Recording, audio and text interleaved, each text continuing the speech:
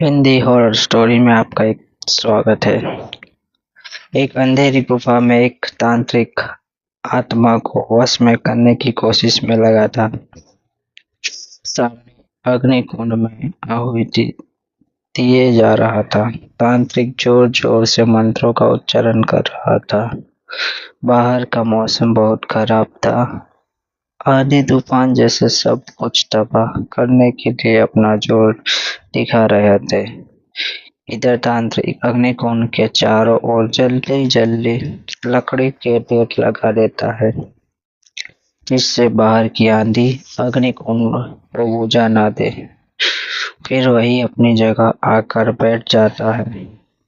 उसे यह सब करते लगभग 3 घंटे बीत जाते हैं, जब उसे केवल आखिरी की 21 आहुतियां डालनी थी। बहुत संभल कर मंत्र बोलता और सही समय पर आहुति देता।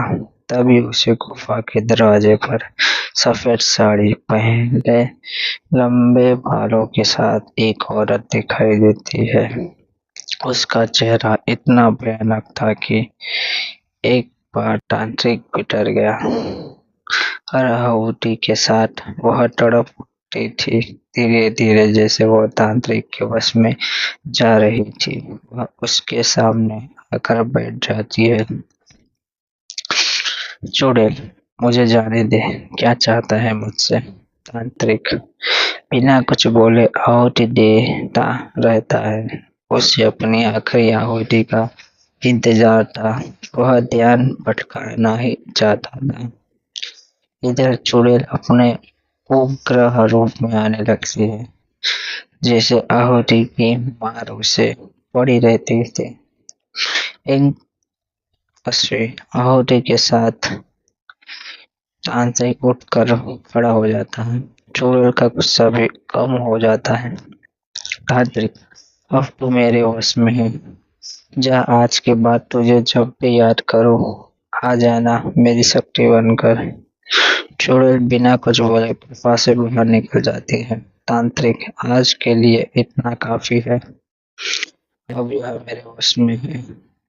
अब मुझे अपना अगला कदम उठाना चाहिए। इधर इस सब से बेखबर यहाँ से सैकड़ों किलोमीटर दूर गुजरात में सेठ भंवरलाल जी के घर पर कई वर्षों के बाद पौधा हुआ था। यह खबर सुनते ही घर में खुशी के ढोल बजने लगे। पूरे मोहल्ले में मिठाई बांटी गई। सेठ भंवरलाल जी अपने पोते के आने की खुशी में पूरे नगर में दावत दी गई। कई साल बाद उनके आंगन में खुशियों ने दस्तक दी थी। लेकिन इस बार से भंवरलाल के छोटे भाई सोहनलाल को गहरा धक्का लगा। भंवरलाल का इकलौता बेटा गजेंद्र एक रोड एक्सीडेंट में मारा गया। उसकी पत्नी मीरा उस समय गर्भवती थी। कहने वाले कहते हैं कि सोहन लाल ने ज्यादा लाल के लालच में अपनी भतीजी का एक्सीडेंट करवा दिया। सोहनलाल बच्चे से पीड़ा छुड़ाने की तरकीब सोचने लगी।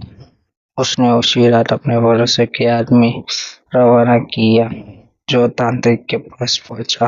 नौकर सेठ सोहनलाल ने उस बच्चे को खत्म करने के लिए कहा, तांत्रिक, काम हो जाएगा, बस ये बता पैसा कितना मिलेगा?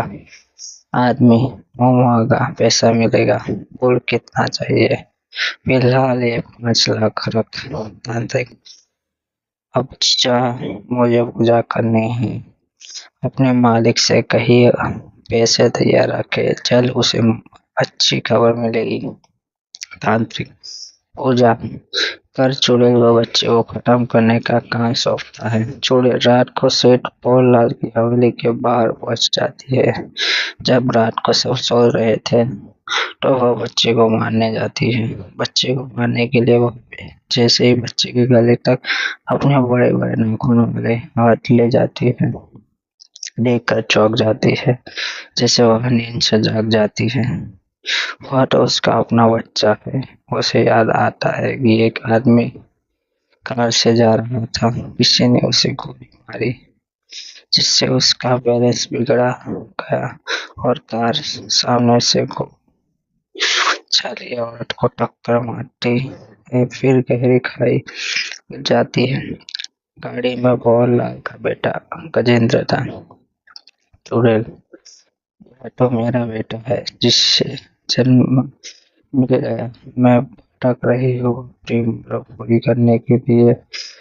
मैं इसे कोई नुकसान नहीं पहुंचने दूंगी। आज से मैं अपने बेटे की रक्षा करूंगी। अगले पल वह तांत्रिक के सामने होती है। तांत्रिक, हो गया काम, जाओ आराम कर। चुड़ैल, अभी तो पूजा नहीं कर रहा है, ना ही तेरे वश में हूँ। पहले यह बता कि किसने तुझे बच्चों को मारने के लिए कहा था। तांत्रिक, अच्छा भी बताता हूँ। वह त्रिकोण की ओर जाने लगा, लेकिन चुड़ैल एक बार से नीचे गिर गया।